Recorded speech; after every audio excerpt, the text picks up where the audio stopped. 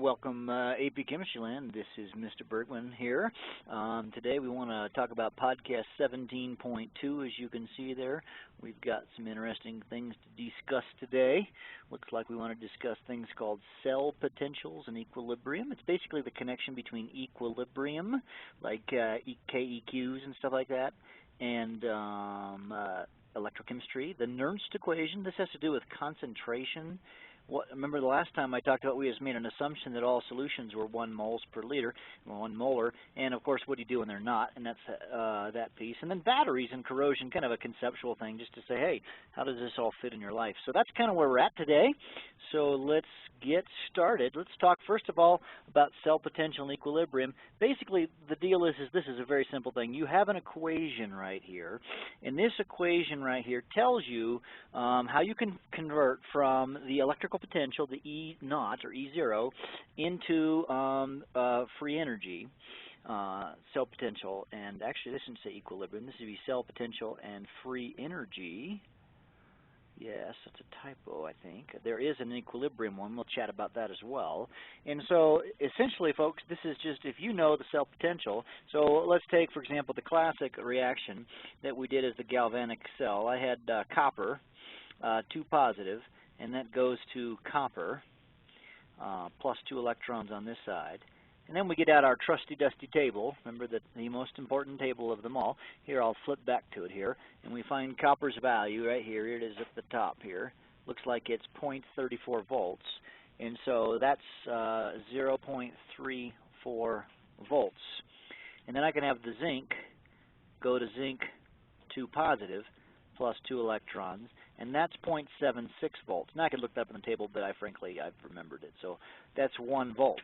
Now if you do that, basically you can now plug this into this trusty equation right here, and we can solve for the free energy. Now there is a new term that's in this particular equation. You might say, what in the world is a capital F? And F stands for a Faraday. Named after Michael Faraday, a very famous chemist guy or scientist guy, English guy, and maybe in class I'll tell you his story. It's pretty cool. So Michael Faraday, there's 96,485 coulombs per 1 mole of electrons. Or it's also can be, the units are 96,485, and it's got joules in it. Let me look that up. I keep the units off sometimes. Okay, I'll stand corrected. It's just coulombs per mole of electron. What I was forgetting, maybe we should put this down, and we didn't talk about this the last time. What is a volt? It's called electrical potential, but a volt, the units on that is a joule per coulomb. Now, what's a coulomb? You should probably, I may have misspelled that. But a coulomb is the charge of electrons, okay? And so you can measure how big a charge is by measuring something called a coulomb. Now, when you take physics, or if you're taking physics, you will learn about what's called Coulomb's law, what has to do with point charges of substances, and you'll play with little what they call pith balls, and then you'll be able to determine how this all works. But basically, it's the charge of things. And the unit of a coulomb is not particularly important here, but it's how much charge something has. So if I want to do that example that I just did here, I can say delta G is equal to negative N. Oh, we didn't explain N. Okay, what's N? N is the moles of electrons in the equation that cancels. So if we go back to our example that we had just a moment ago here, that we're attempting to get to, we have 2 moles of electrons here, and so when you add these reactions, those 2 electrons will cancel. So in this particular question, the moles of electrons will be equal to 2. So N, F, E naught. So this will be negative 2 times 96,485, and that is what? That is coulombs per 1 mole of electrons. But this is moles of electrons. That's going to cancel those out. Times joules, E naught, which 1.10 volts was, again, a joule per coulomb. And now we simply take our calculator, and I take negative 2 times 96,485 485 times 1.1. Oops, got to type it right here. 1.1, and I get negative 2.267 joules. Now, that's in joules because if you look here, the coulombs cancel and the moles of electrons cancel left with joules. Now, typically, delta G's, if you recall, are not given in joules but in kilojoules. So we'd say that's negative 212 kilojoules. So that would be the delta G. Of course, what's important in delta G, as we learned in Chapter 16, is that this is negative, which is going to make the reaction spontaneous. So the reaction is spontaneous, and that will always be the case because N will always be, let me back up. The N will always be the moles of electrons, and it's a positive number always. F is the Faraday constant, and it's always 96,485. And E naught is going to be positive or negative. So if it's positive, this, of course, makes it this negative. So if the voltage is positive, or the electrical potential is positive, then the voltage, or the free energy, will be negative, and vice versa. If the electrical potential is negative, then the free energy, the delta G, will be positive, and therefore it would be non-spontaneous. All right? So that's how that works. Now, there's also a connection between, well, let's do this one before I do that, okay? Whoa, whoa, whoa, whoa. My screen is doing very weird things here. Stop. Sorry, you're probably getting a very weird thing here. I'm going to jump back, so ignore me. My computer, I think I hit the, scroll bar, and it went, blazing crazy on me. All right, we should be back to the screen I want. That's the screen I want. Oh, okay, so here we need to say what is the value for delta G for this reaction. So we got the iron, and that's going to iron 2 positive plus 2 electrons. And then we've got copper 2 positive going to copper, and we have Cu, and that'll be plus 2 electrons. This is a nice one. When you add these reactions, the 2 electrons cancel, and so you got iron plus copper 2 positive goes to iron 2 positive plus copper. Now, this was, as you recall, 0.34 volts from the table. Now, let's go back to the table and see what the iron to iron 2 positive is. And so here's iron to iron 2 positive right here. And so actually it's going to be the reverse of this, so it'll be positive 0.44 volts. So this is positive 0. I bet you should change the color on that. Positive 0.44 volts. So if we add those up, that'd be 78, right? So the E naught is 0.78 volts. And again, you just then plug in. We can say delta G equals negative 2. That's the moles times 96,485. Remember, this is going to give us a joule answer times 0.78. So this is just like the example I gave just a minute ago, really. I guess I should have just used the example you had in your handout, but I didn't know it was there. So times 0.78 gives me negative 150,516 or 517 joules. So the kilojoules divided by 1,000, of course, that'd be negative 151 kilojoules. So not terribly difficult right there. You know, I should do one thing. Let's add something that is not in your notes that we should definitely talk about, and that is what is the connection between the E... No, never mind. We're not going to do that because we need to do it here. That's right. Okay. Now, this is section 17.4. This is called the Nernst Equation. This is some old guy, Mr. Nernst. I'm trying to find what his first name was. I lost it here. But anyways, it's just a second. I'm being interrupted. Okay, Mr. Nernst here, he came up with the idea that what do you do when you don't have the same concentration? Remember, we made an assumption that it was all 1 molar, and it isn't always 1 molar. Sometimes it's more or less or whatever, usually less. 1 molar is actually pretty concentrated. So what do you do with that? Well, this is the Nernst equation. How he got this, we're not going to get into details here. But basically, the electrical potential will be equal to the E naught. The naught, by the way, does stand for the standard conditions, right? The 1 molar business. And then here is like essentially the correction factor, RT over NF times the natural log of Q. Now, Q is called the reaction quotient, which is like the equilibrium constant, as you'll see here in just a moment here. And here is the equation a little bit bigger. Okay, so this is sometimes, oh yeah, it's sometimes written like this. If you take a look back at the actual equation, R is a constant, and F is a constant, And T, if you're at 25 degrees Celsius, if you take R, T, and F and you kind of smoosh them together and figure out what they are, you get this equation. This is more commonly the equation that you're going to see. We're going to assume that you're at 25 degrees Celsius, which is a relatively good assumption. So let's kind of take a look at this with like a real problem. So here, what is the electrical potential of the following cell with the following concentration? So here is our reaction right here.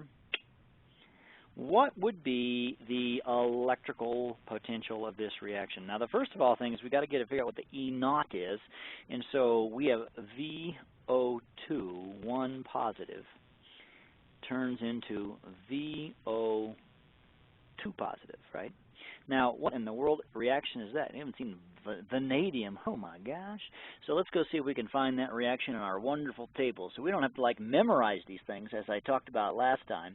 Here's the reaction. That's a 1 volt reaction, but it's going to be 2 hydrogens and an electron. So I'm going to throw those things in there. 2 hydrogens and an electron. Got to find the right screen. So I'm going to have plus 2 hydrogens and an electron on the left, right? And I got to find the right screen. What was on the right? Just a water. Okay, so I need to then put a water on the other side, plus H2O. And that's a 1 volter, isn't it? See, I'm trying to figure out the electrons. And then I've got zinc. That's an easy one. Zinc goes to zinc, 2 positive, plus 2 electrons. Now, when you add this, of course, what you can see is that the electrons here are going to cancel. But let's go figure out what is our voltage for our zinc reaction here. So zinc will go to zinc 2 positive right here, and we're going to flip that. So that's going to be positive 0.76 volts. So that's 1.76 volts. So this is E naught. Now, when you add these, you're going to have to multiply this top reaction by 2, right? So N equals 2. All right, so let's see if we can figure out what the voltage, the real voltage is for this reaction. No, actually, we do need to write the whole reaction out now that I think about it, because I do have to write the Q, you'll see. So when I double this, this will be 4 hydrogens plus 2 VO subscript 2, 1 positive, plus a zinc, makes 2 VO 2 positive, superscript, plus 2 waters, plus ZN 2 positive. Now that's kind of jumbled. I'm going to see if I can write that again. So I'm going to redo this. 4H positive plus, now I have to go back a couple screens, sorry, the flipping back and forth, plus 2 VO2 1 positive plus my zinc. Did I need to double the zinc? The zinc was good. Okay. Plus 2 makes 2 VO2 positive plus water and zinc 2 positive plus water plus ZN 2 positive. So the reaction quotient, Q, is like K, sort of like K, right, which is the products over the reactants. So that's going to be the concentration of the zinc, 2 positive, times the concentration of the VO2 positive squared over the concentration of the hydrogen to the 4th power times the concentration of the VO2 1 positive squared. And now notice that what I didn't put in there, the water and the zinc didn't go in there because, of course, that's a liquid and that's a solid. Remember, you work just with AQs or gases. So what will the value of this be so that we can actually just plug in the value of Q? So when I plug in the value of Q, I have some numerical values. The VO2, the 1 positive VO2 is 2 molar. So this one is 2.0. I'm just plugging in the numbers. You have it right in front of you. I probably should have printed this up. The hydrogen is 0.5. I have to keep flipping back. The 2 positive guy is 10 to the minus 2, 1.0 times 10 to the minus 2. And the zinc 2 positive is 0.1. So I'm going to plug this in. So 0.1 times 1.0 e negative 2 squared over 0.5 to the fourth power, now there's a deal there, times 2.0 squared.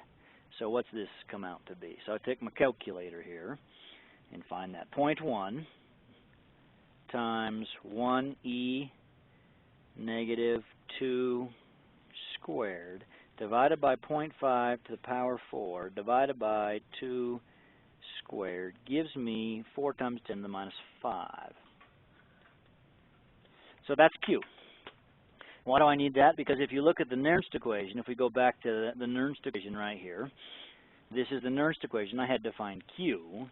And I found on the other screen the value of the E naught, and we found that to be 1.76.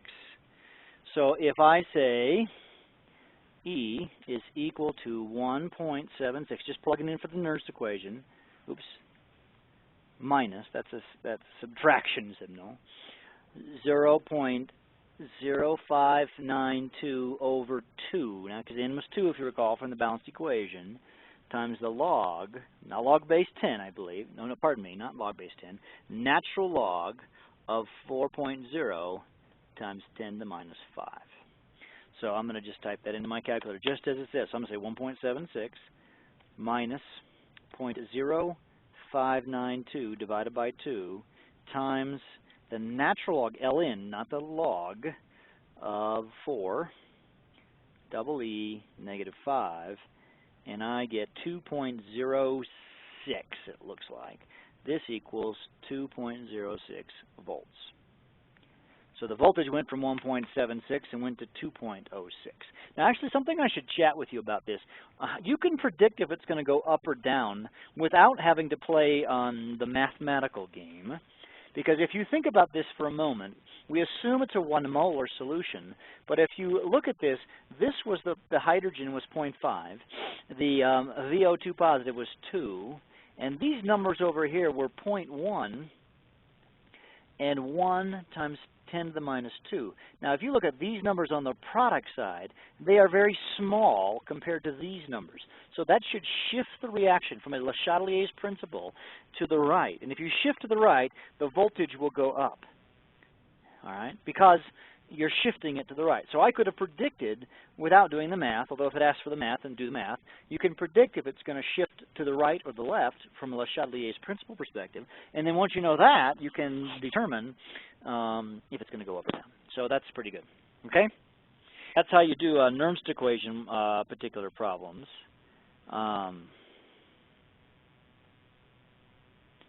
Now I'm showing you how to do this problem here, and of course I've already done this for you in several blank screens. You know, I should just say one more thing here. Let's add another problem. I'm sorry, I'm being difficult. Let's do an easy one though. Let's go back to our simple galvanic cell where you've got zinc plus Cu2 positive goes to zinc 2 positive plus copper. And if you recall, the voltage when you add it up is 1.10 volts. That's E naught though.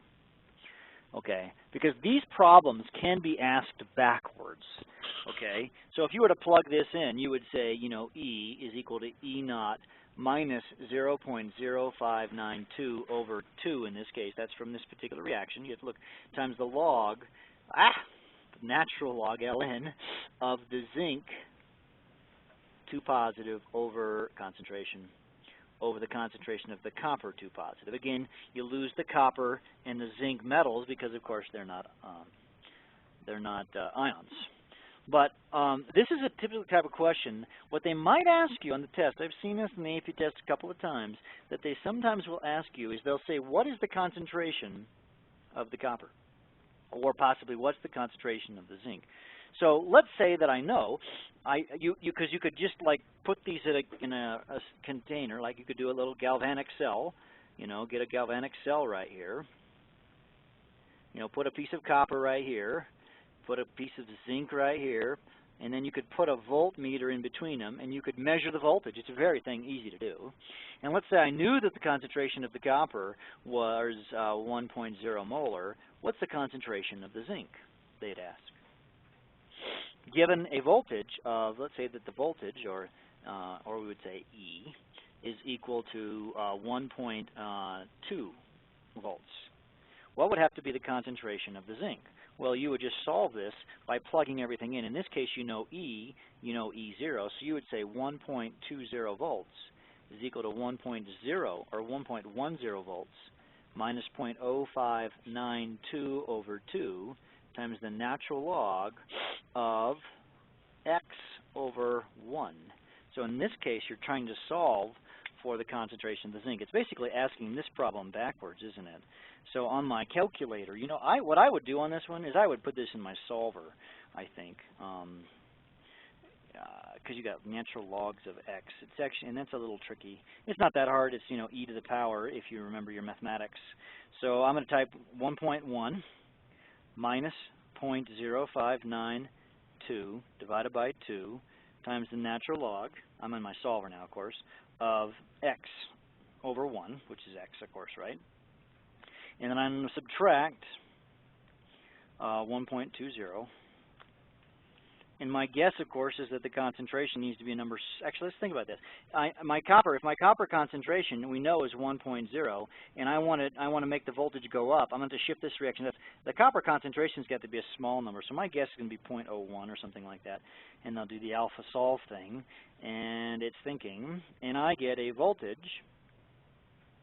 I get x to be 0.74 volts, which would be expected to be a smaller number. I thought it would be smaller than that, frankly. Let me see. You know, let me try. I'm going to do, I think I might have mistyped it in my solver here. I might be wrong, but I'm going to try something. I see a little syntactical thing that is a little bit weird. I kind of expect it to be a really small number. Now that number makes more sense. Okay, I get 0.034. Now that number, and that's a molar, right, which is the concentration of the zinc. It's a bracket. I think that's a better number. Okay, so it's a kind of a question I have seen many times, and it's basically backwards. So you can look at that and make a decision. Okay, we have kind of gone through that. Okay, one more thing on this sort of concentration cells. What if I were to have, sketch this now, if I were to have a container filled with this, all right, so draw a galvanic cell, and in this one I'm going to put a piece of copper, and in this one I'm going to put a piece of copper. And I'm going to put copper ions on this side and copper ions on this side. And we'll have our porous disc right here. And then we'll connect them with a wire, and we now have a galvanic cell. But if you think about it, you've got copper 2 positive. It goes to copper plus 2 electrons. And that's 0.34 volts. And then you've got copper going to copper 2 positive plus 2 electrons. And that's negative 0.34 volts, and when you add those up, you get 0 volts. Would this work? Well, it might, because you're assuming that this is a 1 molar solution. But what happens concentration cells? What if the concentration of this was 1 molar and the concentration of this one was 0.1 molar? Well, then it would work, because you see what you could then use is you could do the Nernst equation. You can say E is equal to E naught minus 0.0592 over 2 from this particular equation times the natural log of the concentration of the copper over the concentration of the copper. Now in this case, this number right here is 0, but it's 0.0592 over 2 times the natural log of what? Now, if you think back to the equation, you have to decide, because it's going to be positive voltage. You're not going to get a negative voltage. What you're going to be able to do is you need to have this one be a high, so the reactance will be the 1, because you need a big number here, and this one will be the 0.1, right? So the reactants, or the products, need to be the 0.1, so this will be 0.1 over 1, which of course is 0.1. So if I take, and let me get onto my main screen here, negative 0.0592 divided by 2 times the natural log of 0.1, I get this to be 0.068 volts. So you can get a battery with the same chemicals if you vary the concentration, okay? So that's what's called a concentration cell. All right, now the interesting discussion here today, the practical applications. Probably everybody in this room, or whoever's watching this, has a cell phone. And if you don't, you have some kind of a battery-operated devices. Batteries are a part of our world. My calculator sitting here has batteries in it. They have AAA batteries. You probably have a calculator sitting with you, one of our TI graphing type calculators. What in the world is a battery and how does it work? Basically, a battery is a galvanic cell or a series of galvanic cells hooked together. So we are drawing them and they look kind of like this, right? But they can look like that. And then we have to figure out, sort of engineering-wise, how are we going to get that to have two different cells, two different containers, one for the oxidation and one for the reduction, the anode and the cathode, respectively, right? So let's take a look at several batteries in pictures. You've got these pictures right here. This right here is a car battery. This car battery is, if you look at this reaction, they actually take a solution and they fill this right here with sulfuric acid, H2SO4. They call it battery acid. And then they have anodes and cathodes. And on the picture here, there's kind of green and gray. The gray is the anode, and that's just lead. And it's spongy, gives it greater surface area. And then they have the cathode made of spongy lead oxide. And what they do, you see, is they put them all in a solution of sulfuric acid, and they connect these all together, and then they can get it to work. And so they have their cells separated here by a space. I don't know if you can see, but you know, if you were to look at cross-section, you know, it's going to look kind of like this. There'll be 4 of them because it'll be an even number here. This would be an anode, and this would be a cathode, and an anode and a cathode, and it would all be bathed in sulfuric acid. So that's pretty cool. But what about a more typical battery, an alkaline battery, like, you know, the AAA battery that's sitting in your calculator right now or whatever? How does this work? Well, basically what they've got is they've got the cathode is a graphite rod sticking down the center, okay? And then the outer part, this is filled with a solution, and the anode is a piece of zinc, but in between they put this paste. Now, it's not a liquid like water, an aqueous solution, but it really is. It's just a thick, pasty stuff, and then the reactions, and this kind of acts as the salt bridge right here, and the chemicals take place. And it's really the same concept, except for they've kind of put it in a case so that the solutions can't get out. Or you've seen these kind of batteries. These are, of course, more of a watch battery. Same ball game. They've got a piece of steel on the top right here, and that's the cathode, as you can see. And then they put some insulation, all right. And then the anode is actually the outer portion of it. The anode is the outer part. And then again, they put a paste. In this case, they've got mercuric oxide and potassium. It must be, you know, we have to look at the reaction, the half reaction. But basically, there's the paste right here. So if you were to cut it open, you'll find kind of a thick, pasty type substance. Another thing that's intriguing about this whole stuff is what about corrosion? You know, you stick a piece of metal out for a long time and it rusts, or we say corrodes. How does it corrode? Well, actually, it forms a mini little battery or a mini galvanic cell. What happens is as you can see, if the water droplet gets into a small area, and usually there's some kind of a break in the area, a little corrosion, and this is we call it the anodic area, or anodic area, I'm not sure how to pronounce it, and the iron dissolves and it pits. It forms a little pit right here. And what happens is the electrons travel through the metal, the iron, so we have a direction of electron flow, and we've got the iron coming out as this rusty stuff. It reacts with the oxygen in the air. And here's our 2 reactions. Here's our anode reaction, and here's our cathode reaction. And it's, by the way, it's a base. It makes 4 hydroxides, as you can see there. And it is essentially makes a little battery. And how do you stop corrosion? You know what you do? You don't want the iron ever exposed to the water so that it can make a solution. Actually, the air corrodes it, but when it's wet, it creates a solution for the ions to flow, hence the salt bridge. And so how do you essentially stop corrosion? The answer is that you paint the surface, because the paint doesn't allow the oxygen or the water to get below the surface. So if you do not want something to do this, that would make a huge difference. And then another interesting thing that oftentimes we bury pipes in the ground for various reasons. to transport gasoline, to transport water, to transport a lot of things. I can give you another example that's even cooler.